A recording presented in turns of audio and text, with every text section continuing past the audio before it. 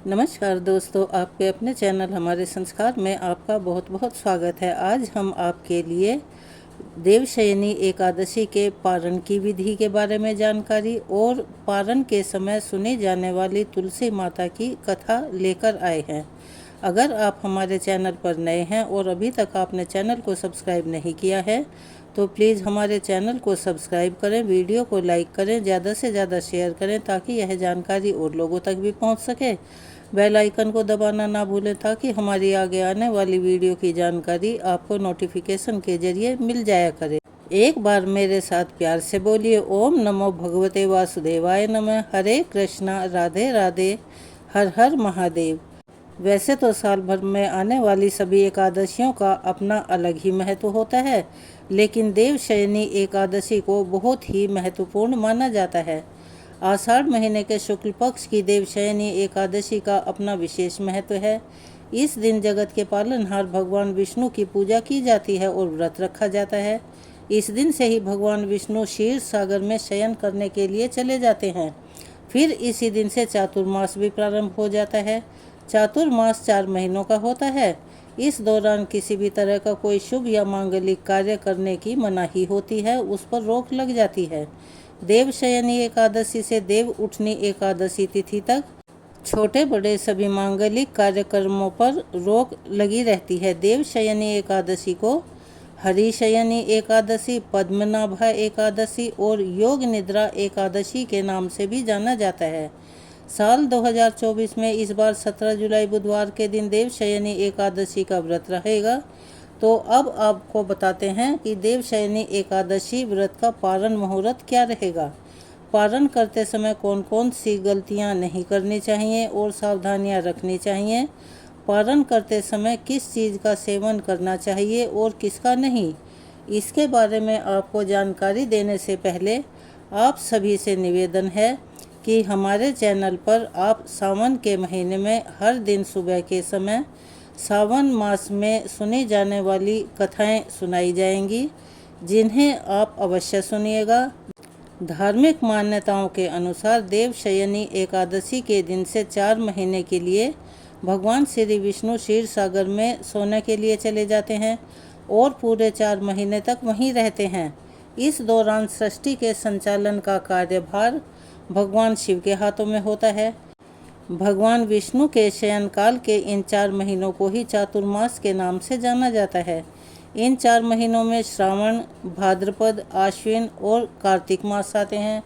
एकादशी व्रत के नियमों के अनुसार द्वादशी तिथि को निर्धारित शुभ मुहूर्त में ही व्रत का पारण करना चाहिए। इसीलिए इस बार द्वादशी तिथि प्रारंभ होगी 17 जुलाई बुधवार रात 9:04 से और द्वादशी तिथि का समापन होगा 18 जुलाई गुरुवार रात 8:44 पर। द्वादशी तिथि लगते ही हरिवासर का समय भी शुरू हो जाता है और 18 जुलाई गुरुवार को सुबह 3 बजे तक हरिवासर का समय समाप्त होगा। एकादशी व्रत का नियम यह भी होता है कि जब तक हरिवासर रहता है तब तक व्रत नहीं खोलना चाहिए और व्रत का पारण करने अर्थात व्रत खोलने के लिए निर्धारित मुहूर्त होगा 18 जुलाई गुरुवार को सुबह 5:55 से 8:50 तक। इसी शुभ मुहूर्त में आप अपने व्रत का पारण कर सकते हैं, लेकिन जो पूजा है वह आप पारण मुहूर्त से पहले कर सकते हैं। एकादशी का पारण सुबह किया जाता है। जिन्होंने भी व्रत रखा है उन्हें दोपहर में व्रत का पारण करने से बचना चाहिए। अगर किसी कारणवश कोई सुबह में पारण ना कर पाए और द्वादशी तिथि सारा दिन रहे तो फिर दोपहर के बाद यानी 1 बजे से 3 बजे के बीच में व्रत का पारण किया जा सकता है। द्वादशी तिथि को सुबह स्नान ध्यान करके भगवान विष्णु का पूजन किया जाता है। भोग प्रसाद तैयार किया जाता है। यदि आप भोग प्रसाद तैयार नहीं कर सकते हैं, समय का अभाव है या कोई दूसरी मजबूरी है, तो केवल तुलसी पत्र के साथ कोई भी मौसमी फल या पीली मिठाई जिसके साथ आपको तुलसी पत्र रखकर भगवान विष्णु को भोग लगाना चाहिए और भोग के साथ में ही जल भी अवश्य ही अर्पित करना चाहिए। भगवान विष्णु को तुलसी बहुत प्रिय है। अगर उनकी पूजा में तुलसी ना हो तो वे पूजा या अपना भोग ग्रहण नहीं करते हैं। इसीलिए भगवान विष्णु के किसी भी व्रत में पारण करते समय तुलसी का प्रयोग अवश्य करें। एकादशी व्रत के पारण के लिए तुलसी पत्र को अपने मुख में डालकर आप पारण कर सकते हैं। आंवले के पेड़ पर भगवान विष्णु का वास माना गया है, इसीलिए व्रत पारण में आंवले का भी विशेष महत्व माना जाता है। आंवला खाकर आंवले का दान करके अखंड सौभाग्य, आरोग्य और संतान सुख की प्राप्ति होती है। पारण में आप आंवला, चाहे वह मुरब्बे के रूप में हो या कच्चा आंवला हो या आंवले का चूर्ण हो, उसका सेवन कर सकते हैं और अपने व्रत का पारण कर सकते हैं, अर्थात अपना व्रत खोल सकते हैं। एकादशी व्रत में पारण करते समय चावल जरूर खाना चाहिए, क्योंकि एकादशी व्रत के दिन चावल खाने की मनाही होती है, लेकिन द्वादशी तिथि के दिन चावल खाना अति उत्तम माना जाता है। धार्मिक मान्यता है कि एकादशी के दिन चावल खाने से व्यक्ति को अगले जन्म में रेंगने वाले जीव की योनि में जन्म मिलता है।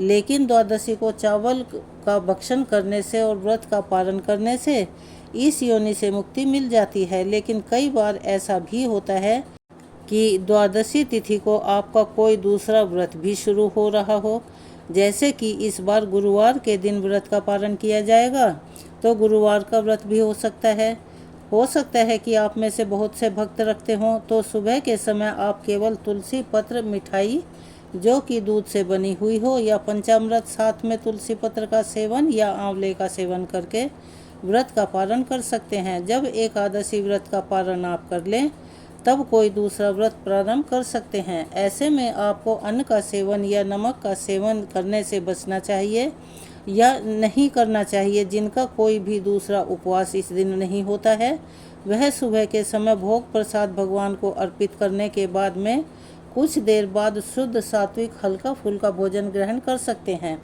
द्वादशी तिथि को पालन करते समय कुछ चीज़ों का प्रयोग भूलकर भी नहीं करना चाहिए, जैसे कि मूली, बैंगन, साग, मसूर की दाल या लहसुन, प्याज आदि के साथ द्वादशी तिथि के दिन तुलसी माता की पूजा भी अवश्य ही करनी चाहिए।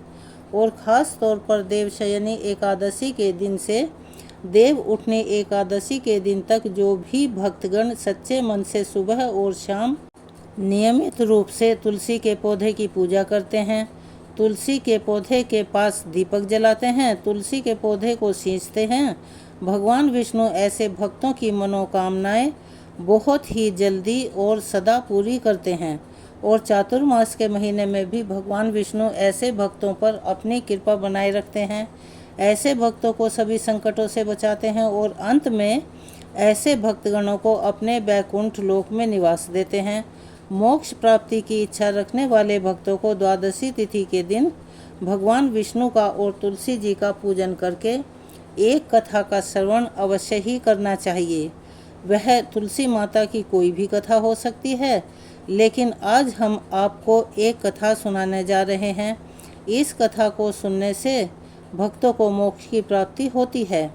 एक बार प्राचीन कथा के अनुसार एक बूढ़ी माई थी जो नियमित 11 माता का यानी एकादशी का व्रत रखा करती थी और तुलसी के पौधे की सेवा किया करती थी, तुलसी के पौधे को सींचा करती थी। वे सुबह को बिना तुलसी के पौधे की पूजा किए अन्न या जल तक ग्रहण नहीं करती थी। जब भी वह बूढ़ी माई तुलसी के पौधे को सींचती तो तुलसी माता से कहा करती, तुलसी माता सत की दाता, मैं सींचूं बिरला तेरा, तू कर निस्तारा मेरा। अड़वा दे, लड़वा दे, पीताम्बर की धोती दे, मीठा मीठा ग्रास दे, बैकुंठ का वास दे, चटके की चाल दे, पटके की मौत दे, चंदन का काठ दे, झालर की झनकार दे, साईं का राज दे, दाल भात का जीवन दे, एकादशी का दिन दे और श्री कृष्ण का कांधा दे। बूढ़ी माई की रोज रोज यह बात सुनकर तुलसी माता सूखने लगी। तुलसी माता को इस प्रकार सूखता देखकर एक दिन भगवान कृष्ण ने पूछा कि हे तुलसी, तुम दिन प्रतिदिन क्यों सूखती जा रही हो? तब तुलसी माता ने कहा कि बस मेरे मन की मत पूछो। प्रभु भगवान कहने लगे, मैं नहीं पूछूंगा तो कौन पूछेगा? तब तुलसी माता ने कहा कि हे प्रभु, एक बूढ़ी माई आती है और अपनी बात कहकर चली जाती है। मैं उनकी सारी बातें तो पूरी कर दूंगी, लेकिन कृष्ण का कांधा कहाँ से लाऊंगी? तब भगवान श्री कृष्ण बोले कि वह बूढ़ी माई मरेगी तो मैं अपने आप ही कांधा देने आ जाऊंगा।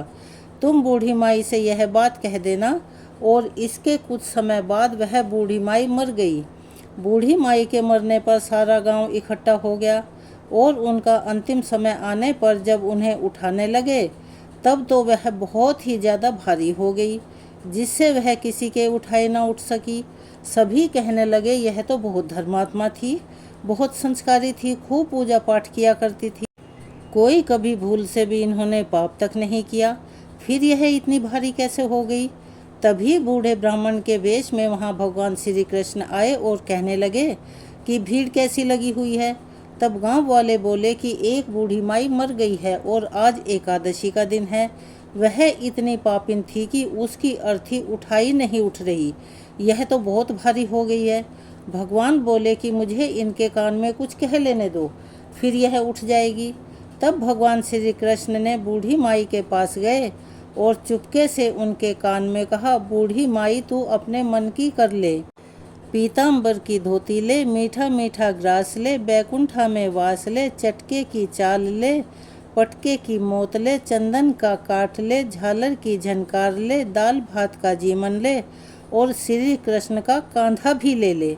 भगवान की सारी बातें सुनकर बूढ़ी माई तो हल्की हो गई और तब भगवान कृष्ण उन्हें अपने कांधे पर लेकर गए। इस प्रकार बूढ़ी माई को मुक्ति मिल गई और वह बैकुंठ लोक को चली गई। हे तुलसी माता, जैसे आपने उन बूढ़ी माई को मुक्ति दी है ऐसे सभी को मुक्ति देना। जैसे भगवान कृष्ण ने उन्हें कांधा दिया वैसे ही हम सबको भी देना। तो चलिए मेरे साथ एक बार प्यार से बोलिए, श्री कृष्ण भगवान की जय, तुलसी माता की जय। तो यह थी आज व्रत के पारण में सुनी जाने वाली कथा। इसके सुनने से भक्तों को अपने व्रत का संपूर्ण फल मिलता है और उन्हें मोक्ष की प्राप्ति होती है। अगर आप हमारे चैनल पर नए हैं और अभी तक आपने चैनल को सब्सक्राइब नहीं किया है तो प्लीज़ हमारे चैनल को सब्सक्राइब करें, वीडियो को लाइक करें, ज़्यादा से ज़्यादा शेयर करें ताकि यह जानकारी और कथा दूसरे लोगों तक भी पहुंच पाए, उन्हें भी इसका लाभ मिल सके। बेल आइकन को दबाना ना भूलें ताकि हमारी आने वाली वीडियो की जानकारी आपको नोटिफिकेशन के ज़रिए मिल जाया करे। अपना प्यार और सहयोग हमें ऐसे ही देते रहें।